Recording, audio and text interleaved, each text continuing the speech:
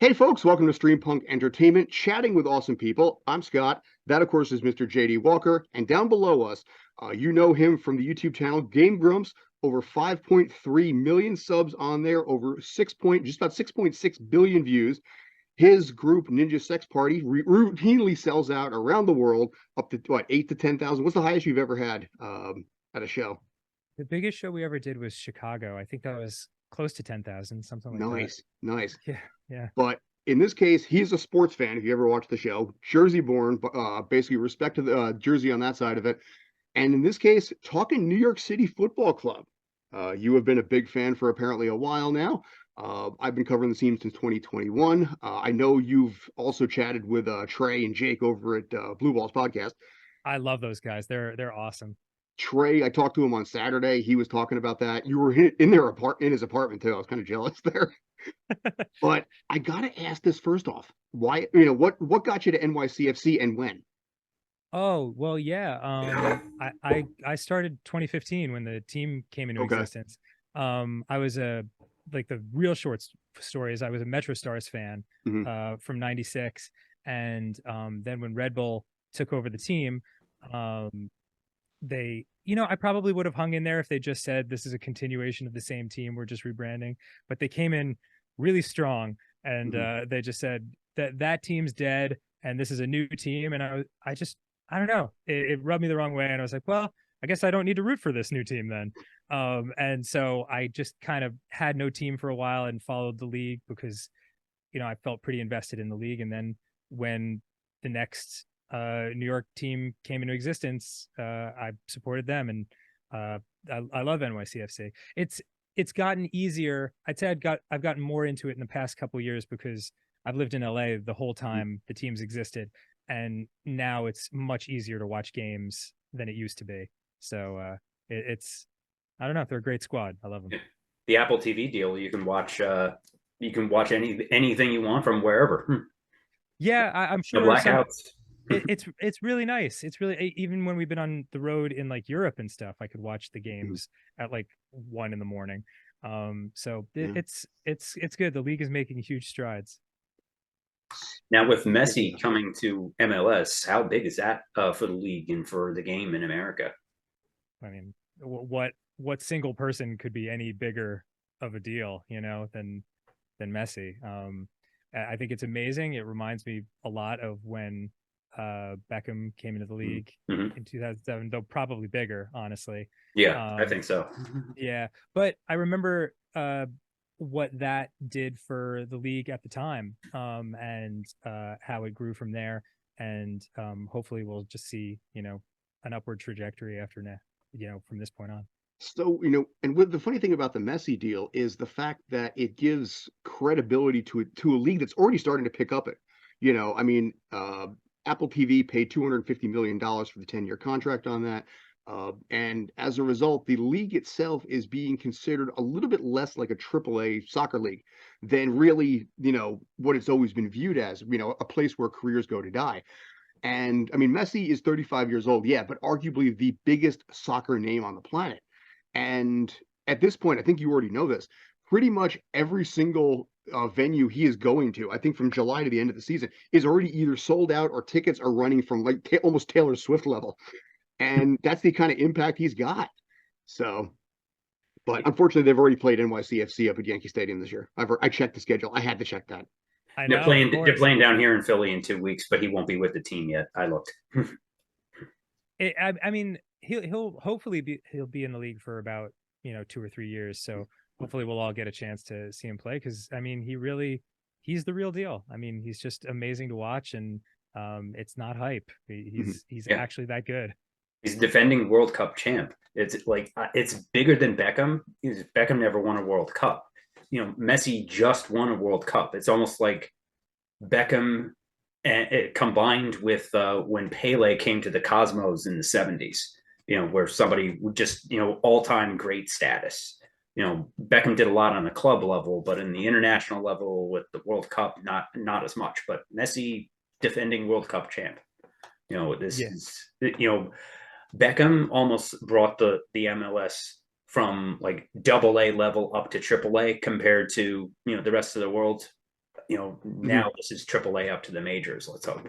It's so interesting too, because having followed the league for almost 30 years now, I don't really know if there was one watershed moment where things clicked and the league became more respectable. I mean, I guess it would be like the Beckham moment and things like that. But 2003, 2004, like I remember going to Giant Stadium and it being just completely empty, like to the point where you felt like you might be watching the last game of this league at any week. And just very slowly, nice and steady, it's grown and it's grown and it's grown incrementally, till all of a sudden you look around and there's 30 teams and it covers the map, and the fan bases, even if they're not selling huge numbers, there's still like pockets of extreme passion for each fan base, which it's great to see. It's really nice. Yeah, like part of it has to do with the fact that we are more of a social media type, faster moving generation at this point, an era where a game that's a tight, we'll call it say 2 hours at most, you can kind of set your schedule by by a soccer match, as opposed to say baseball or football or any of those things where it can drag out a little bit. In this case here, if a game starts at 3:30, it's done by 5:30. You can plan the rest of your night around that.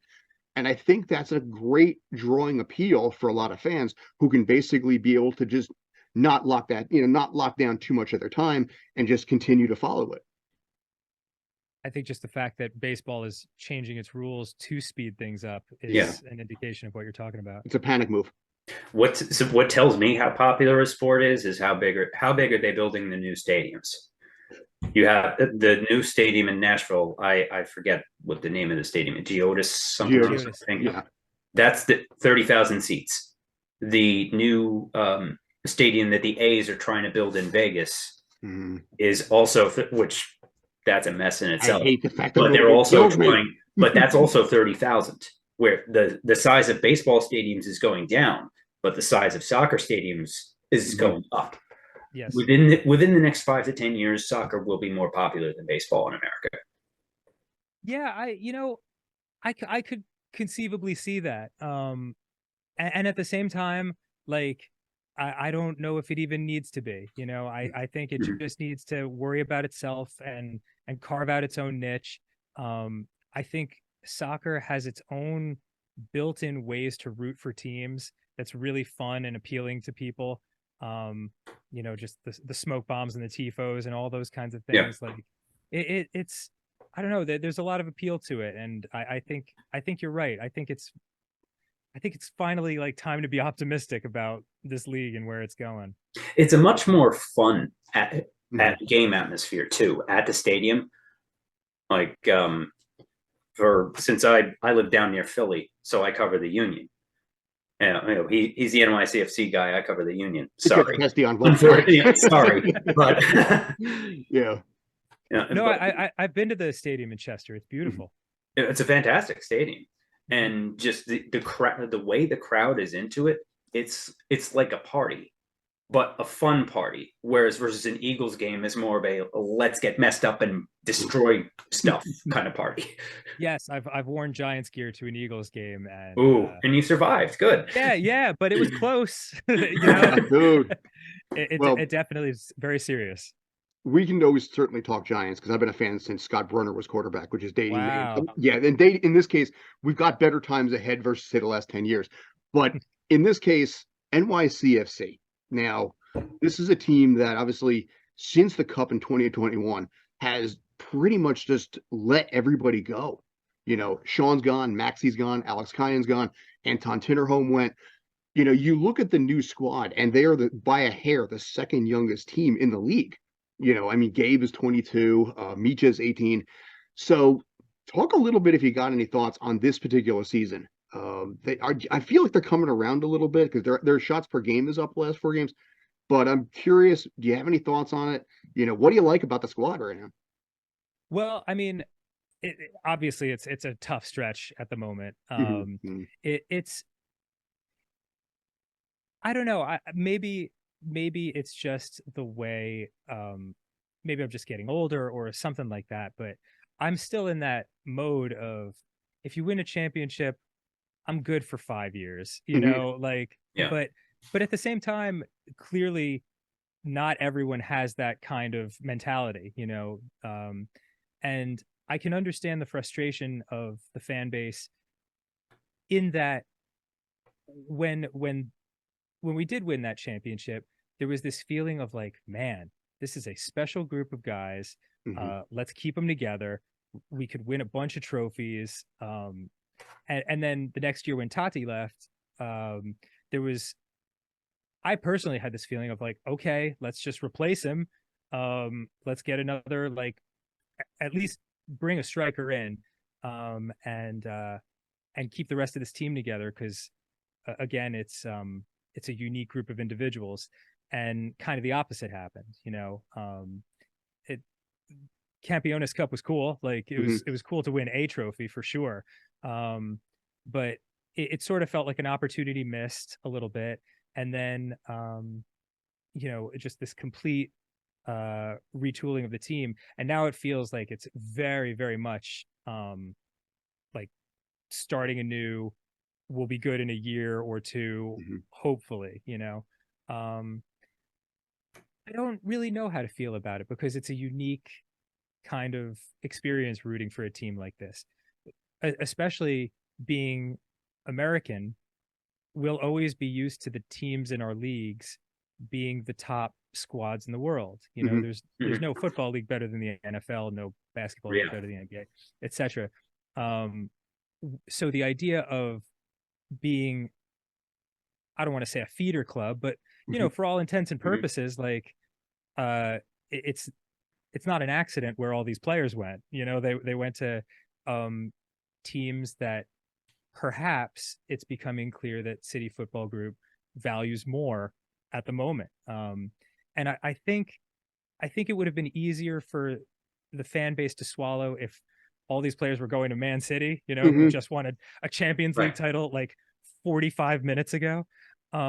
But to see players go to teams like Girona and Bahia, where I mean, obviously they're good teams, but uh, chances are you've probably never heard of them before. I think that's a tough pill for the fans to swallow. And I think maybe there's a little bit of fear right now of among NYCFC fans of where are we on this ladder? Mhm. And Yeah. if we're not near the top, like, is this just going to suck for a long time?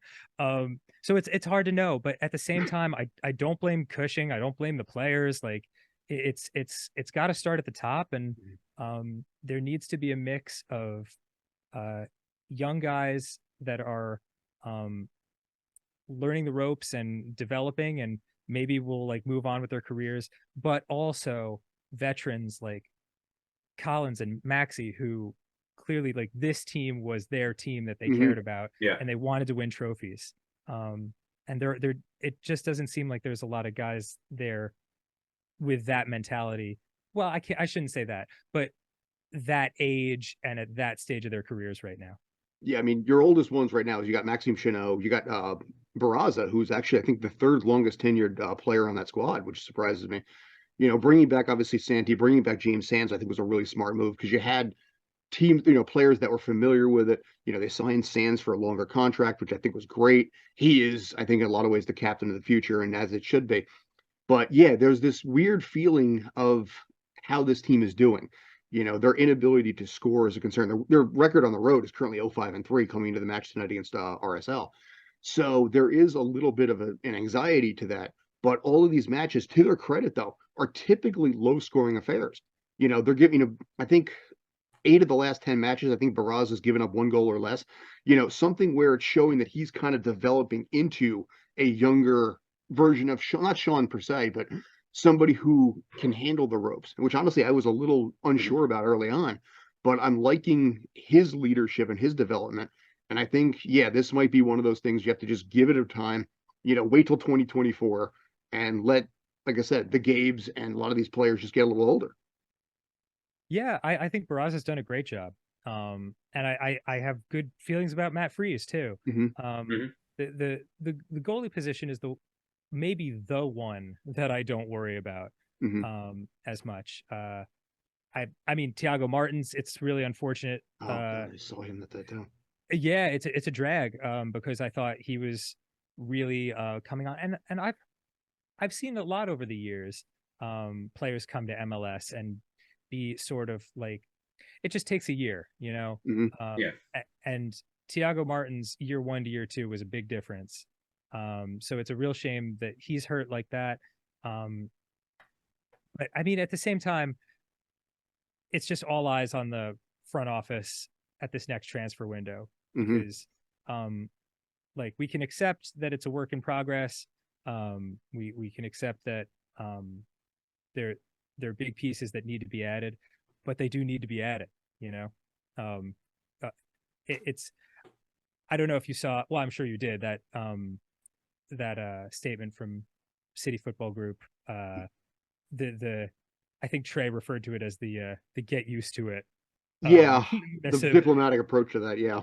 Yeah, yeah, and yeah, I just, I thought that was a shame. I thought that was a shame to read. And like, even if you feel that way, don't say it, man. Like, that's not going to fly in New York and New Jersey, because Yeah. NYCFC does actually have a bunch of Jersey fans. Half the players live in Jersey, believe it or not. Really, all Yeah, Bergen sure. County. And MLS salaries aren't high enough for them to be able to afford Manhattan rents yet. Yeah, I mean, A like Champions League. Justin Hack's in Brooklyn, but Gabe Siegel, Kevin O'Toole, Cody Mazzell. Actually, he just had twins, Yeah. so they're right over Wow. in Palisades. But pretty much all of them are in Jersey. Nick Cushing is his. It's a weird thing. His kids go to the same elementary school in Bergen County that my mother went to, because That's they're cool. all just there, because the training facilities in Orangeburg. So for a lot of them, it's just easier just to go up to Palisades or the Parkway. Mhm. Yeah, yeah, yeah. So that is my hope, that I'm willing to, I don't know. It's all speculation, because I really don't know how they think in the front office. Maybe, or at CFG headquarters. Maybe the fact that there is no relegation in this league Hmm. makes it a little bit easier for them to be like, yeah, we'll take care of it when we take care of it. You know, if we just make the playoffs, that's all the season's really about. But like, I don't know. I care about the U.S. Open Cup. You know, Hmm. like, Mhm. I'd love to see them make a run at that trophy, but it may, and maybe it's not this way in reality, but it does feel like they just did not care. You I think they know, phoned that one in, yeah, because they put most of the backups up. Sorry, go ahead. It kind of no, is like it. I think depends on the team, depends on the season for it for if they kind of go for it. Like for the Union, they were in CONCACAF Champions League this year, so that was clearly a bigger goal than U.S. Open Cup. Whatever, so whatever happens, happens. Like blink and you miss it, for both teams. Do you think they make the But playoffs? for more up and coming teams or teams that haven't had recent success, it's kind of like a building block on the way up. yeah, and speaking of the Union, I do think that part of the frustration in the NYCFC fan base right now is related to the Union, because Mm. Yeah. that's you know, probably, if not the biggest, one of the biggest rivals. Certainly, uh, like COVID Cup, that whole thing, you know, Yeah. like, it's, there's a lot of trash talk among the fans, Yes. and it's also a perfect example of a team that is what NYCFC used to be, which is a bunch of the Mm. same guys that you care about. You see them every year. They've been together for 4 or 5 years. They know each other's Yeah. tendencies. They play well together. And to see your team get shipped away while your rivals like stay essentially rock solid in their roster construction is it's a bummer. Yeah, and the ownership structure of like corporate versus mom and pop, I think Mm. appeals as well. Because you have, where are we on the CFG ladder? Who knows? Versus, the Union are locally owned. I think that they've done their success is based on like the MLS equivalent of Moneyball. Develop training and developing players, bringing them up through the academy, homegrown stars, a mix of homegrown players versus diamonds in the rough, like Daniel Gazdag or Kai Wagner from overseas, where they were kind of up and comers or sort of afterthoughts, but they came over to MLS and they've thrived. Absolutely. And they don't seem to sell, well, I guess Aronson got sold, but they don't seem to sell a lot of their great players. Like Mhm. I'm very surprised a bigger league hasn't been interested in someone like Blake, you know? Mhm. Yeah, He's terrific. Turner went over, so yeah, you'd think. Yeah, yeah, yeah. But nice. Fingers crossed. yeah. Now, do you I think they grew. reach the playoffs this year? Do I think NYCFC reaches the playoffs? Yes. I think it's completely dependent on who they bring in. Hmm. As it's currently constructed, I mean, 50-50. Mm. Uh, but uh, you know, it's MLS is one of those leagues where you're always one or two signings away from being 10 spots higher on the Hmm. conference board. So Look at Messi. really, What can he do to a last place team right now? and that is something. I mean, like he's coming to Miami, and of course he's. I don't know who it's going to be, but some players are going to sweep right in his wake Hmm. because who wouldn't want to play with him, you know? So suddenly they are the Cosmos of the 70s, Hmm. you know? Yeah, It's amazing. It's amazing to watch.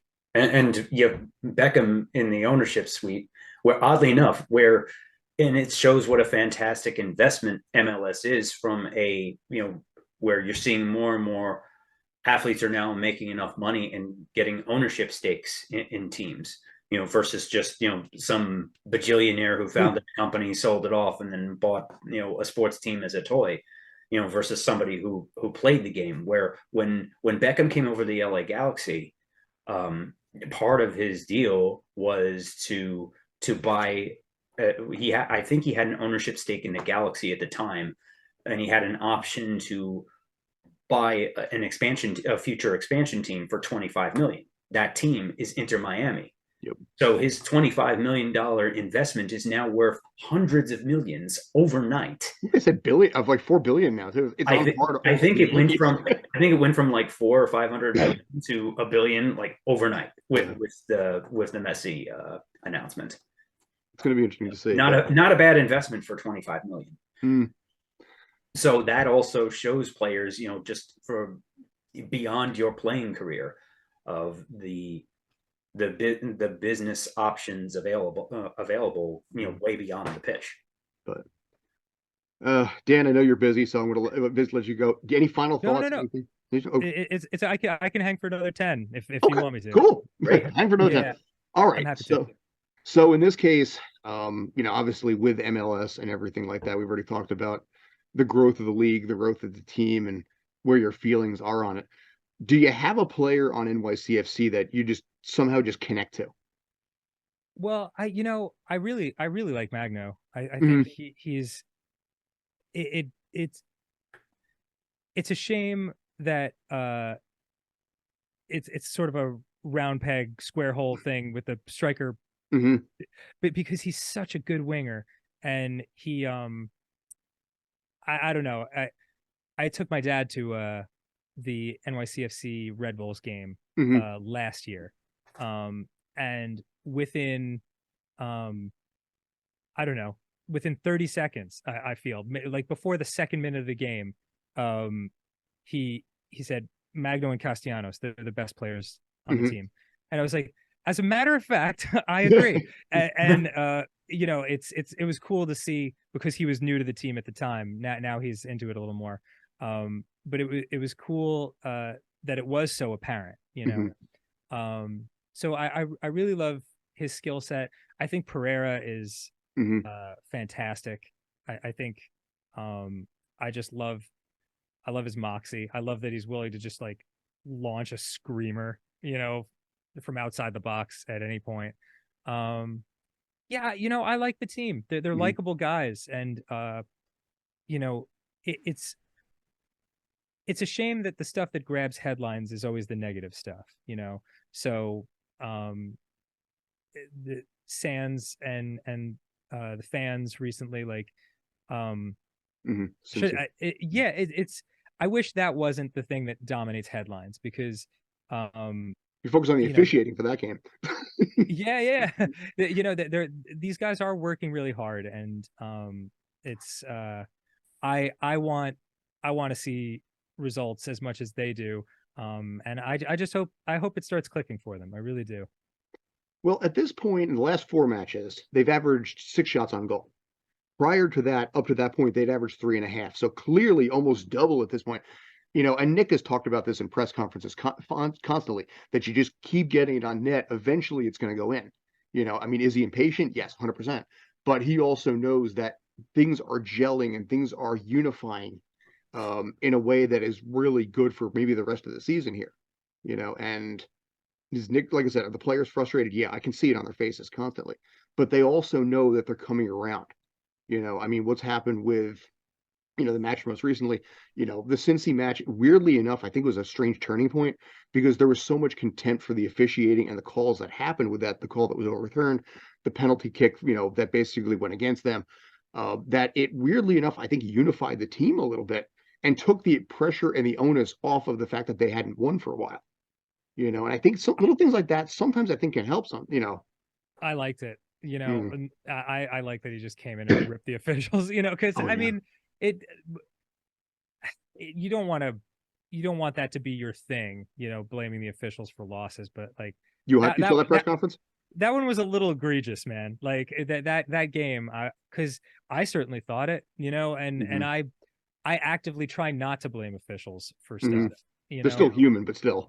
Yeah. But I mean, when Cushing went off like that, I was like, man, good for you. Like that, take that fine. It must feel good to say this. And That's I love it when coaches do that. Yeah. Like when they just say, "All right, I know I'm getting fined by the league for this, but F it," and they just go off. Like it's not every game, but there's a time and place for that. Like, and that definitely seemed like it was the game and the time to do that. I got a weird number of compliments about the fact that how I introduced that, because I was the guy that basically said, officiating, go. And apparently everybody really enjoyed that. So, but Nick's response was like, what, 4 minutes in length about this stuff. And I mean, I don't think he gave two shits about whether or not he was going to get fined on that. And sometimes that's a good thing too. Yeah. And sometimes just stepping out and like one way or another, making it about himself, pulling the spotlight of the negativity and the story and the narrative and putting it on himself, taking it off the team. I think the team knew what he was doing, and I think they appreciated it.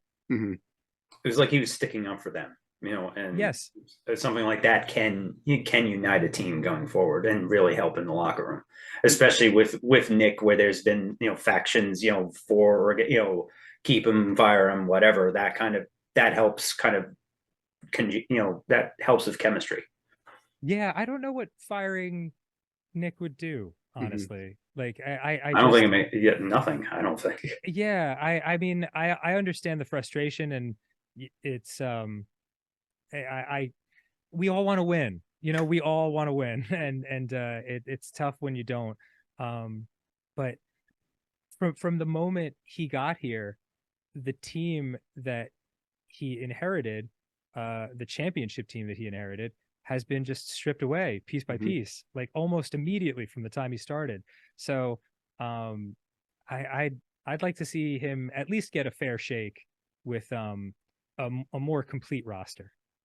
I think most of the fans kind of agree with you on that. There is a sign going about, Lee out, Cushing out, but I think by and large, probably 80-85% are kind of in your boat right now, where they know that he has what he has. He's doing the best that he can with it. But the league also, I think you remember, Brian Coufret's red card was overturned. And how often does that kind of stuff ever happen? I mean, yeah, that was another one. I was like, I watched it in slow motion, and then the ref goes to check it, and I'm like, oh, cool. Well, obviously that's going to get overturned. And then he kept it. And I'm like, what am I watching, man? So it's, I don't know. It sometimes you can watch more with your heart than your eyes, but like with that one, it seemed obvious. And I wasn't surprised. Good for Coufret, like, and good for us, because we need defenders right now. Yeah. And I think playing obviously tonight against Real Salt Lake, who is a very strong home team, is a big deal in this case. Next week they're playing back home, but that's big because Malte Amundson's coming back, because he went over to Columbus, and this is his first time playing against his old squad. Yeah, and if I was Amundsen, I'd be annoyed, Hmm. like because he I mean clearly he must have just been a Dyla guy, and Cushing didn't see him the same way, or something like that, because how did he not crack the squad, with all the departures?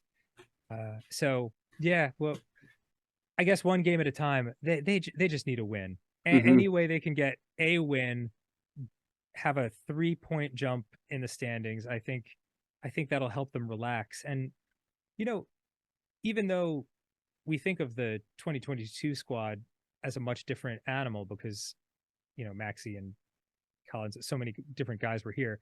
Um, they had a stretch of terrible Hmm. games and Yeah. results, and they won one game, and all of a sudden they're making a deep run into the playoffs. The Campeones Cup, I believe it, wasn't it? I think it must have been. Yeah. Yeah, it was right around that time, and then they had the win against the Red Bulls right after.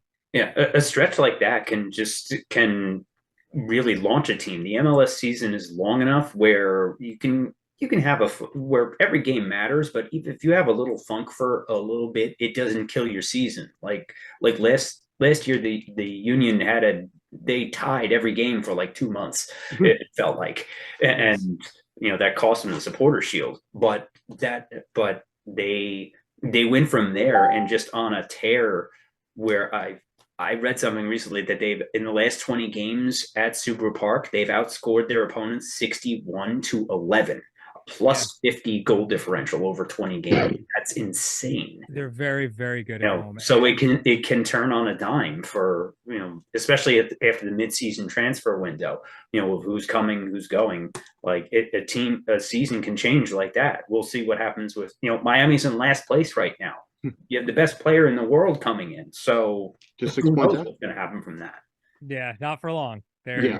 I have a feeling they'll be above the playoff line in short order. Probably.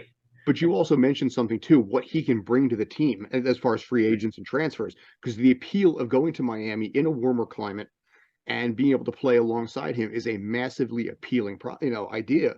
And you've seen that obviously with pretty much every sport. You land that big fish, and Yeah. then suddenly everybody else is like, I don't care about the contract, just bring me in.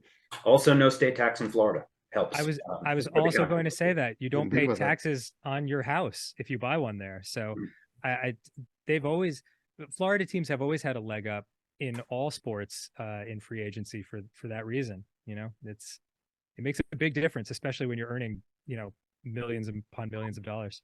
Yeah, you're also a Giants fan. So, what are your thoughts on the Daniel Jones contract and going into next season after a surprise playoff appearance? I'm happy. Like Mhm. it's been I don't have illusions, I Mhm. that's they're another work in progress. But after the 10-year stretch of just flaming hot garbage that they were for Yep. so long, it feels great to just be relevant in some measure again. Yeah. I mean, of course, they finally have a season that is positive and optimistic, and then the Eagles find an amazing franchise quarterback in that, like, who couldn't throw the year before. Like, I've never seen anything like Jalen Hurts. It just clicked for him completely. Yeah. um so I mean, of course there's always that, but I'm just, again, the older I get, the more grateful I am to just have a team that's like fun to watch. Mhm. Like, Yeah. I don't need a championship every year. I just want to not be anxious and miserable watching my team every week. I'm a Jets fan, so I'm well versed in this. But I love the clip you've talked a few times on various Game Grumps episode about watching the Giants with your dad. My dad was a huge Giants fan, so like I heard some of that in a lot of those stories, especially like the guys from that era that lived through like the 18 years of crap, through the 60s and 70s. Like they, Yeah. especially for those guys, like to to see the two Super Bowls recently, like it's when you go from the basement to the top, it's amazing. I'm hoping to see one Jets Super Bowl in my lifetime. I'm not counting on it, but You know, it would be nice. You said 5 years. Heck, I'm a Mets and Jets fan. I'm running off of Devils Stanley Cups from 20 years ago. Yeah, man, it's you've got a good swing this year with the Jets. I think Aaron Rodgers has plenty left in the tank, and Yeah. you've got a great crop of draft picks from the last couple of years, because I again, like Hugh Douglas as a GM, like Yeah. whenever I would see the Eagles building their teams during the teen years, I was like, God, just hire the highest ranking Eagles guy. And that's what the Jets did. And sure enough, things are looking up. So I'm wishing you the best, man. Yeah, we'll see what happens with the Rodgers deal. I've had mixed feelings about that, but now I'm at the point like, all right, what happens? They're gonna suck. They're gonna suck anyway. Let's try it. Okay, I'm coming around to it. We'll see what happens. Yeah, I'm not confident because I'm a lifelong Jets fan. Although it was because I became a Jets fan when Bill Parcells came and fixed the Jets, because of how much my dad loved Bill Parcells. I didn't really get into the Giants, but because Parcells kind of brought me the Jets, and I kind of stuck with that. So hearing you talk about Avi and watching the Giants fan with him, that really hits it. That really hits home for me. Well, I mean, that's the thing, man. Like, you asked me how I became an NYCFC fan. Like, I really do believe that you don't always choose your teams. Your teams choose you in a weird way. And maybe it's timing of when they're good, or the colors, or just whatever appeals to you. But yeah, I think it's a beautiful thing if you follow a team for a long time and then you get rewarded, and in a way, like that NYCFC championship meant a lot to me, because even though the team it meant a lot to every NYCFC fan, even though it was 7 years of existence, that 7 years felt like a long time. And especially after an added 10 years of Metro Stars fandom, which never went anywhere at all. And then when the Red Bulls were good, I was already out, of the game. Like it's a huge relief and nice and wonderful to just be able to root for a team you care about. And that's what we've got with these squads. And that's why I think MLS is beautiful, because it's the fans really love their teams, and no one else even knows about it in a weird way. It's a special league because of the circumstances it's in right now, but that's going to change. At some point, it's going to become a very major sport and be subject to all the dumb media narratives that every other sport gets sucked into. And yeah, it's like nobody's talking about, like, I mean, now with Messi you'll see it a little bit, but like you have things like, Sports Center leading off of like, what did LeBron have for breakfast this morning, or like stupid stuff like that. But yeah, there's way too many stories about people tweeting hate about each other. I'm like, I don't care. Just show me the ball going into the net. Like, yeah, like some of the NBA is kind of getting to be like WWE storylines about like which players have beef with each other. Like, who cares? I don't like it when a sport is getting more attention or more media coverage for off the field garbage versus what happened with these teams playing each other last night. Like, like LeBron and Kyrie Irving in Dallas, like, who cares? Let's talk about the NBA finals. Like, you don't get that so much in MLS. That's the internet, man. Like it wasn't like that when I was a kid in the 80s, like there was Sports Illustrated, the magazine, which would come out. And if they ever like wrote like one paragraph about your team, you were like, oh my God.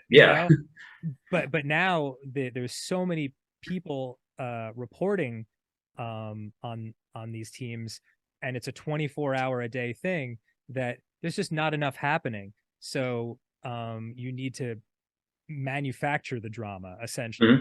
And that's when you start talking about people's personal lives and their tweets and their just dumb stuff. It's no different than like cable news in my book. Whether it doesn't matter which. I'm not saying on any particular channel. All of it. It's all noise and garbage. Yeah, no, I agree. It's there's just not 24 hours worth of things happening. Right. Like ever. Like look out your window, it's just birds chirping and like a squirrel running by, you know. And yellow sunsets or yellow horizons. Yeah, Yeah. go figure. Sepia By the way, your family's okay with all that? What's that? Your family's okay with everything that happens? Oh yeah, everyone's fine. I check in with them regularly, but it is weird, you know. It like they send me pictures, and I'm like, man, that looks like Blade Runner. Yeah. Yeah. We've heard Blade Runner, we've heard Doom, or I'm sorry, Dune. You know, Yeah, it Dune, was the for sure. weirdest friggin' thing we've seen over here, but it's still lingers a little bit. But yeah, I was worried a little bit about them because I know, you know, Avi and the family, they're starting to get up there a little bit, you know, just like my own parents are. So That's very nice of you. Yeah. oh no, dude, yeah. this stuff sucks. Yeah, they're just fine. And Yeah. hey, like we all had all these masks left over from COVID, so now you just wear them outside. There you go. Yeah, like that was the weirdest thing. Like, like the other day when I was out and about, it's like, no, mask outside, take it off inside. That's the Perfect. other. But yeah, I mean, I do have a meeting to get to now, It's unfortunately. okay. But like, I was going to wrap this up anyway. yeah, no, I love talking to you guys. This is really Open fun. invite. Open invite. We'd love to have you back. Thanks. You Thanks, I know, in appreciate this it. case, like I said, the New York Giants, obviously that's coming up. We have hope again after the quarterback sneak on 3rd and 9. That you already know what I'm talking about. Yeah, But yeah, between this, yeah, we'll figure something out. Absolutely. Open invite. So very cool. Dan, thank you, man. You're awesome. I appreciate it. Like I said, a long 10-year fan on this side. They've been, you know, they've been fans for a long time too. So Yeah. keep doing it as long as you're able and willing. Yep. And thank you for inspiring us along the way. Like you've been, you know, you've really helped. Your work has helped make my relationship stronger and connect with my partner, who kind of introduced me to the YouTube universe, and you know, said, all right, maybe I can try this this thing too, along with writing falling into. And just you've really helped out a lot for ideas. What an awesome thing to hear, man. Thank you very much. And like, you know, I never thought that like just falling backwards into a video game show where we make dick jokes about Legend of Zelda could mean something emotionally to people, but it's really special that it is. Never underestimate the power of laughter when you need it the most. Yep. Yeah, for sure. 2013 to 2015 was a dark era, and 10-15 minutes every single day you guys were there. Mm-hmm. You know, dude, you know, you saying like that's really cool to hear, and I like to tell people too, it's a two-way street, you know. It's it for us too, because like obviously we've been doing the show for 10 years and no one goes through a 10-year period without rough times somewhere along the way. And so like when we have been going through tough times, the ability to do the show and like the rhythm and the grounding of doing it, especially during COVID, you know, that helped keep us like from kind of losing it in a lot of ways. And the reason we get to do it is because of, you know, the support of people like yourselves. So dude, like just high fives all around. Yeah, right back at you. Yeah, Steph had a similar story from like when she was, you know, she had a lot of a rough stretch health wise, and like if she would be in the hospital listening to you guys, and it helped made her feel better while she was in the hospital feeling like crap. That's so cool. Just please give her all my best, man. Yeah, will do. Dan, thank you. I appreciate it. Like I said, we're going to donate $250 to a charity specific tied to animals based on the conversation we had earlier. And then, like I said, open invite. You ever want to come back, talk football, talk Jersey, because we never really covered that part of it. Sure. That can definitely be done. And yeah, thanks as always, man. Take care. SAU. You can talk about SAU. There you go. Excellent. All the best to you guys. Be good, man. Take care. Take care. Bye-bye.